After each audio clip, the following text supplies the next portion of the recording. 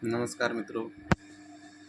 RPSC ने जिस हिसाब से पेपर बनाना स्टार्ट किया है, तो ऐसा लगता है जैसे अब कोचिंग अब कोचिंग कराने वाले टीचरों को भी कोचिंग की ज़रूरत है। क्योंकि मैंने खुद ने सेकंड ग्रेड का, फर्स्ट ग्रेड का दोनों के पेपर दिए हैं, तो ऐसा लगा कि सेल्फ ही सबसे बेटर है। इससे बेटर कुछ नहीं है। सिलेबस के अकॉर्डिंग अपन को तैयारी करनी है और अपन को उस हिसाब से ही तैयारी करनी है। जैसे सिलेबस है तो अपना सिलेक्शन हो सकता है। यदि अपन कोचिंगों के भरोसे रहे तो कोचिंगों से अपना कुछ नहीं हो सकता। ये बात हकीकत है। क्योंकि मैंने आर एस प्री का भी दिया, तो आर एस प्री में भी कोचिंगों की धज्जियाँ उड़ी। अच्छी अच्छी कोचिंग में नाम नहीं लूँगा किसी कोचिंग का, लेकिन एक भी कोचिंग ऐसी नहीं है कि जिसमें से अच्छे सिलेक्शन हुए हों। और सिलेक्शन उन्हीं का हुआ है जो लंबे टाइम से तैयारी कर रहे थे और जो सेल्फ कर रहे थे। हाँ, कुछ एक परसेंट अपन मानते हैं कि सब जगह होते हैं, इंटेलिजेंट बच्चे भी चले जाते हैं कोचिंगों में, तो उनकी एक बात अलग है। लेकिन अब की बार सबकी धज्जियाँ उड़ी हैं। तो इससे एक ही निष्कर्ष निकलता है कि अपन को फालतू में एक एक डेढ़ डेढ़ दो दो लाख रुपए फीस देने की कोई ज़रूरत नहीं है। कहीं भी रहो, वहाँ वहाँ से कोई ज़रूरत अच्छे अच्छे सर हैं, जैसे कि अपने क्या नाम से गणपत सिंह हैं, बहुत अच्छे टीचर हैं, बहुत अच्छा मोटिवेट करते हैं।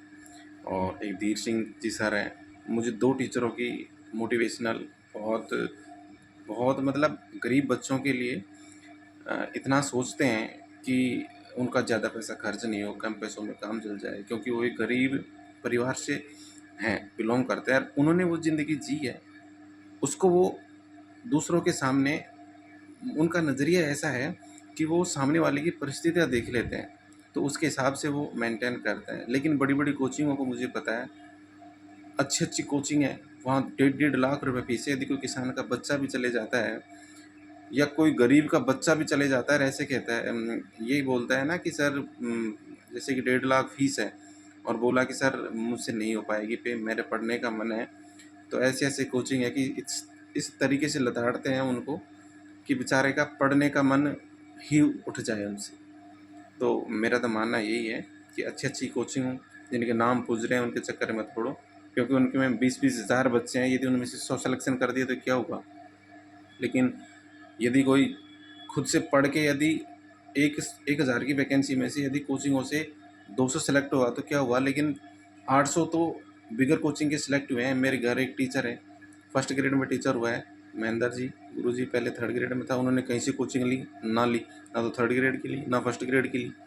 तो ऐसे बच्चे हैं जो बिगर कोचिंगों के भी सिलेक्ट हुए हैं। तो मेरा तो एक ही मानना है कि मैं खुद भी यही मानता हूँ, मैंने ना कोचिंग ली फर्स्ट ग्रेड की ली, ना सेकंड ग्रेड की, ना थर्ड ग्रेड की ली।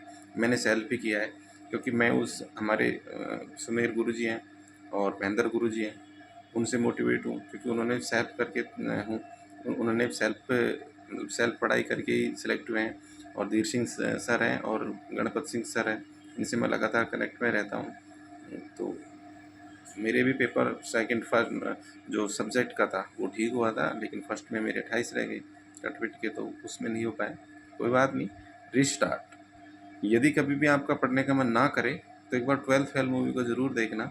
क्योंकि परिस्थितियाँ परिस्थितियाँ तो आती हैं, लेकिन उनसे लड़ना हमारा काम है। और जितनी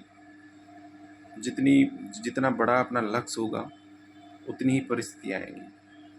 तो मैं तो यही कहना चाहूँगा मित्रों कि पढ़ाई ही एक ऐसा अस्त्र है, एक ऐसा शस्त्र है अपना, कि जिससे अपनी ज़िंदगी बदल सकती है।